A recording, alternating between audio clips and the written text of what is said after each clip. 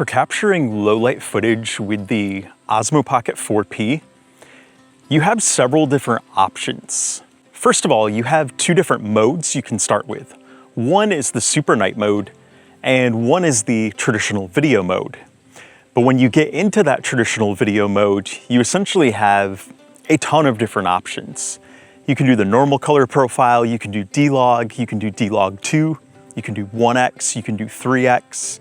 So what I have done is I have tried all of these different modes in a low light scenario. I have taken the Pocket 4P through a dark tunnel that is basically a mile long, and there's no lighting inside that tunnel. And that tunnel has a lot of fog and mist and moisture in it, which actually makes it even darker in there. And yes, I did have a flashlight with me, but while I was filming, most of the time my EV value on the 4P was in the -2 to -3 range, even with that flashlight. So I know we often think of flashlights as helping in a low light scenario, but if you compare this tunnel that I did these samples in to walking in an urban area at nighttime, where there's pretty good street lighting and building lighting, my EV values in this tunnel were actually lower than I get in an urban area. So I want to show you these samples today because if these samples can prove how well this camera does in low light with these settings, then if you use these settings in a city at nighttime, you're going to get even better results than I got. So first, I don't recommend using the super night mode. Here's a sample I filmed with the super night mode. Everything is very brightly exposed.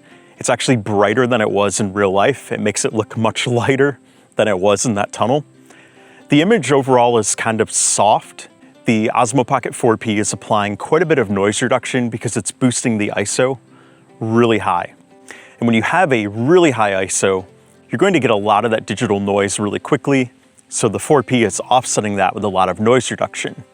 And I find this is not even close to getting the full potential out of this camera. And chances are, if you own the Pocket 4P, you probably want to have more of a manual experience with capturing that low light footage. In other words, you're prepared to get the best from it and do the work that it takes to get the best. So the first thing I do not recommend doing is I do not recommend using the Med-Tele mode. So that would be this 3x mode right here.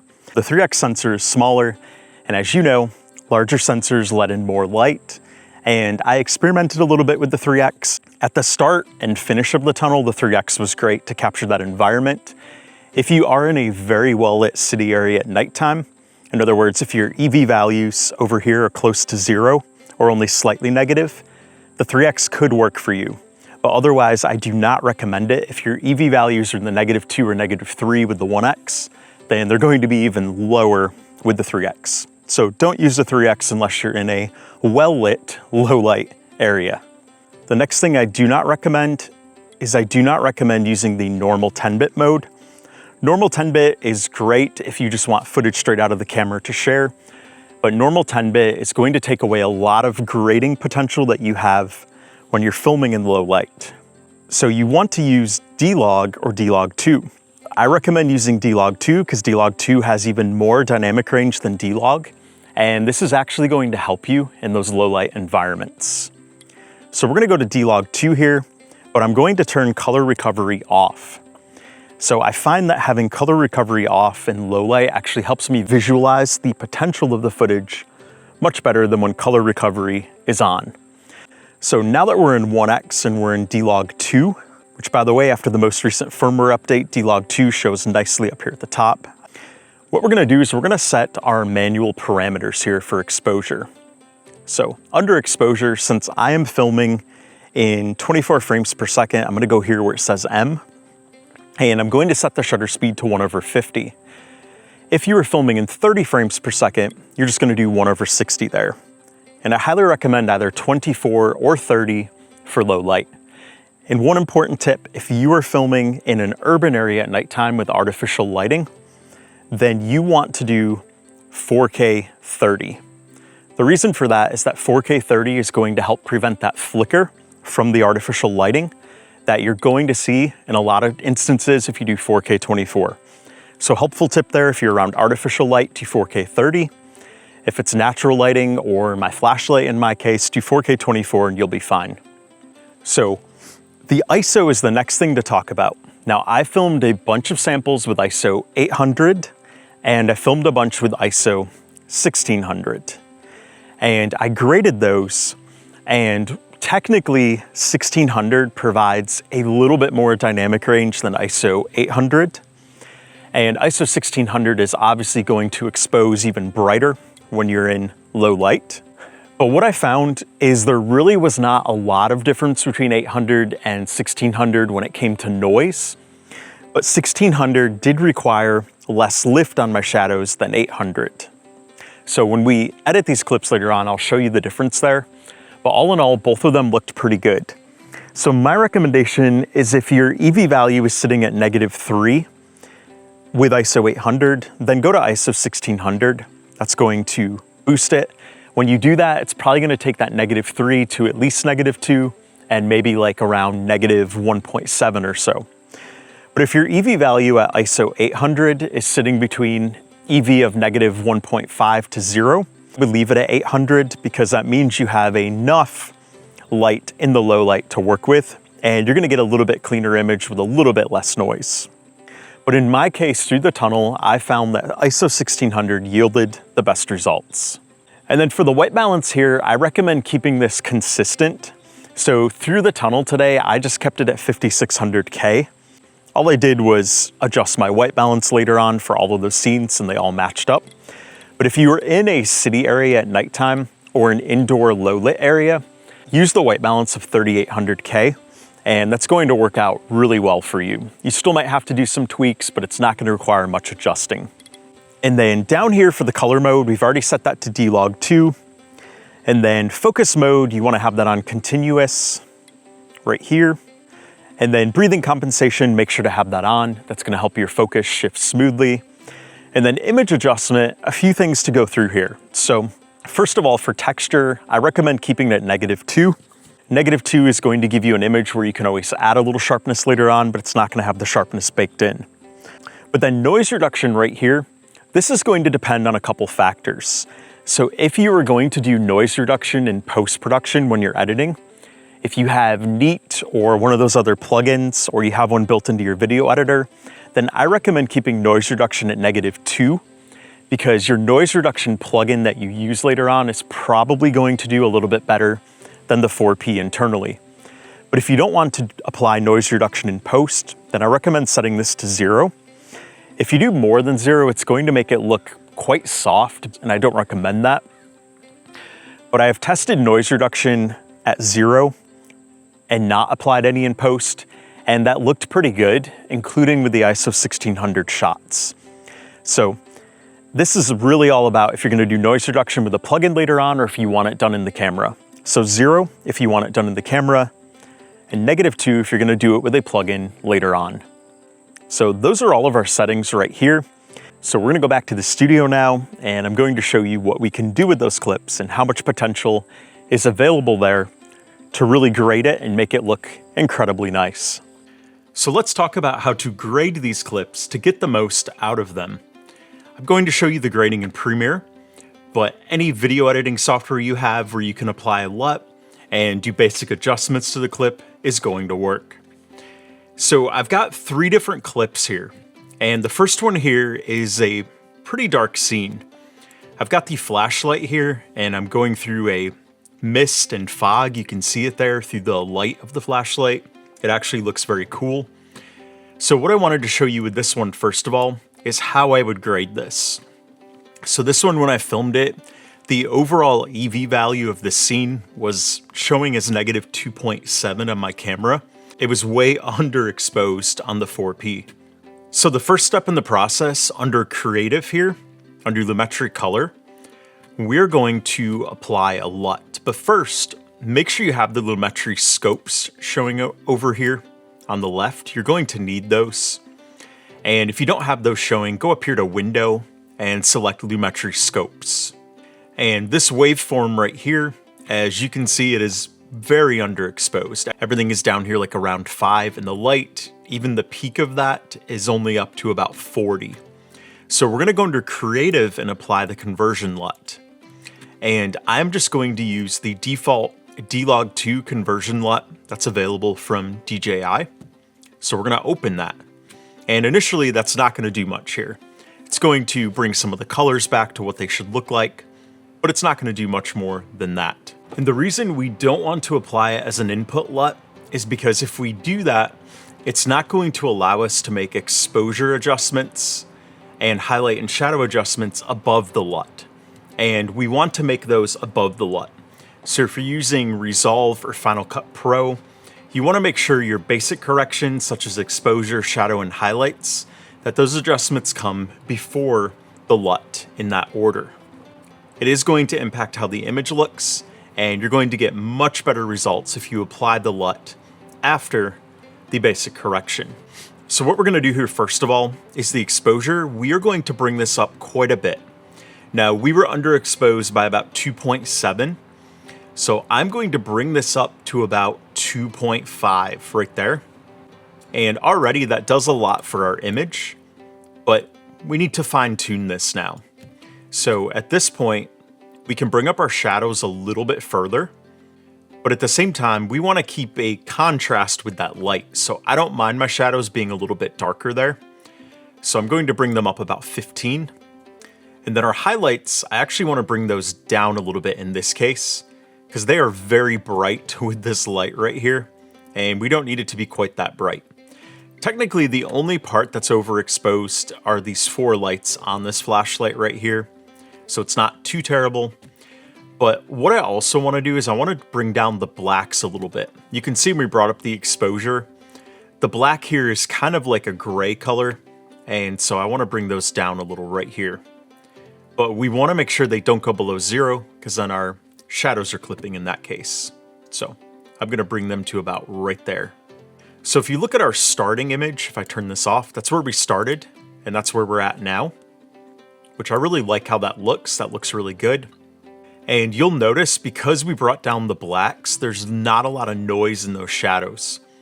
Now this clip I did purposely record with the noise reduction set to -2, meaning there was very little noise reduction going on. And places you can see the noise in this image, just like here on my finger and here on one of my sons, the noise is pretty bad. Now those are somewhat out of focus, so it's not totally ruining the scene. But if we wanted to apply a little bit of noise reduction here, we could use a post-production noise reduction plugin. Your video editor may have it built into it. I use the Neat Video noise reduction. I'll show you how I use that here. I'm going to drop it on this clip. So I'm going to click Prepare, and I'm going to click Build. And then in a lot of cases, I just like to click Auto Profile. In a lot of situations, I find that the plugin will do a really good job detecting the noise level in a uniform part of the frame. So I'm going to click Apply. And now what this looks like after we've done that is that looks much better. The noise has been reduced a lot, and that looks really good. So I am happy with that clip right there. I don't feel the need to add any vibrance or saturation to it. I actually like how that looks there. And of course, if we wanted to apply a look and make it look a little bit different, like with cooler shadows, warmer highlights, we could do that. But I feel like the colors here really suit this scene well. So let's talk about the next clip.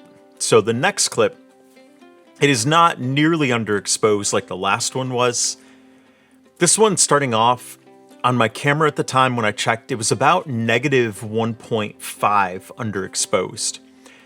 It was bouncing between -1.3 and -1.7. So in this clip I had ISO 1600, but I also had the noise reduction set to 0 on the 4P. So already we can see here, it's a lot more lit than the last scene, and there's not a lot of noise in it. So for this one, we're going to start off the same process. We're going to go to Creative, and we're going to apply the conversion LUT. So we're going to apply it right there. And already I love what that does. Like, these bricks have a lot of those really cool colors. There's some reddish colored bricks. There's these gray colored bricks. Some of the mortar has that yellow orange feel. It looks very cool in this tunnel. So if we go to our scopes, what we're going to notice is, yeah, our exposure like this, the most exposed parts of the image, like the light at the end of the tunnel, that is obviously clipping. That's up at 100. But Even where it's the darkest part of the frame, it's down like at 4, and a lot of the frame sits from about 10 to 50. So we are going to bring up the exposure a little bit, but we don't have to do nearly as much. So I'm going to bring it up to about 1 as a starting point. I actually like that right there. And in this case, there is a lot of highlight brightness here, so I'm actually going to bring down the highlights just a little bit. And the interesting thing is the dynamic range is so good on here that we can actually start to see detail at the light at the end of the tunnel, which is pretty cool. Some of the trees out there. And then I'm going to bring the shadows down just a little bit for this particular scene as well, because I want a little bit more of that darkness ahead. Now this is totally up to you. As long as you don't clip below the 0 here, you could bring the shadows way down, but that kind of takes us back to where we started, so you don't really want to bring them down that much. But what I like to do here is I like to apply some black. That's going to give us some really good contrast. But again, we don't want to clip below the 0 there. So for the black, I can go to about -6.5. So now I'm going to play this clip, and it looks really good. Lots of detail in there. And let's say I want to add a little bit of vibrance here. I'm going to go to creative, and I'm going to bump that up to about 35 here. So if we do 35, we get some color, additional color in here. But I don't think that overdoes it here. It's really a preference depending on how you like it, but I really do like how that looks right there.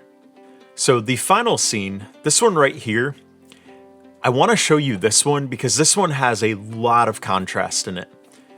So we are in the very dark tunnel, but then we have the very bright end of the tunnel ahead of us. So this part of the frame starting off, it's technically not overexposed. We're only up to about 95 here, and you can see detail. You can see trees out here, you can see rocks, you can see a couple folks with their dog out here. So the details are still there, but this is tricky to grade because if we want some details inside the tunnel where it's really dark, but we also want some outside the tunnel, it's going to take a little bit different approach. So the first thing we're going to do is we are going to apply the conversion LUT. So I'm going to add that right here. And when we apply that, you can see what it does is it overexposes the end of the tunnel. But what we know before we applied this LUT is we know that detail was there in the footage. But the overall exposure for this scene was still a little bit underexposed. So what I'm going to do first of all is I'm going to bring up the exposure to about I'm going to bring it up to about 0.7. But what I'm going to do is I'm going to take the highlights and I'm going to bring them down.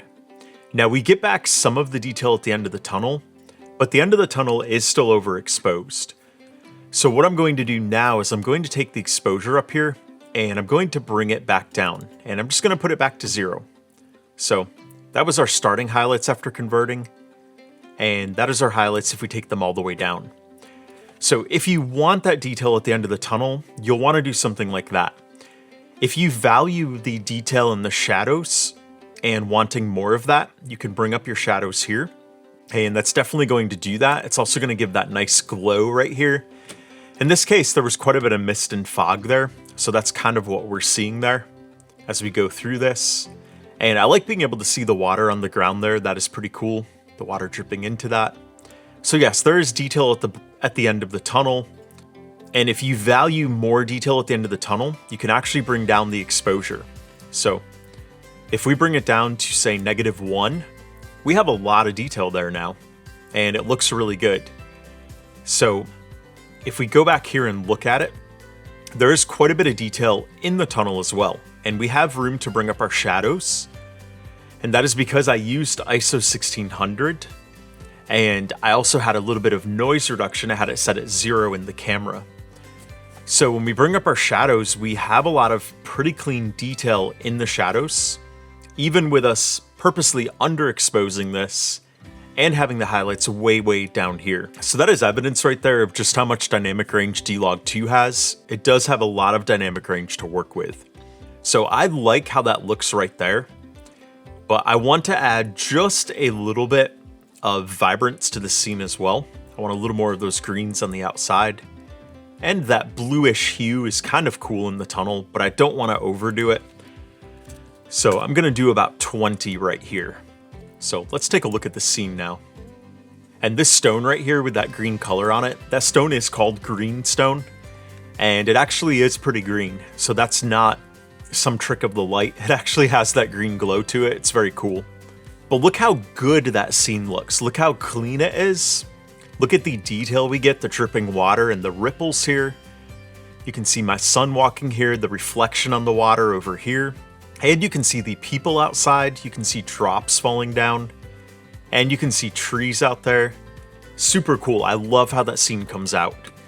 So basically, you have a lot of flexibility and a lot of different variables you can play with exposure, highlights, and shadows. So definitely take advantage of that with the dynamic range and get that look that you want out of your footage. So in other words, all that to say, if you have to underexpose in a dark environment like this, you've still got a lot of leeway to work with, especially if you use that noise reduction set to 0 in the camera. It still comes out a lot better than the super night mode.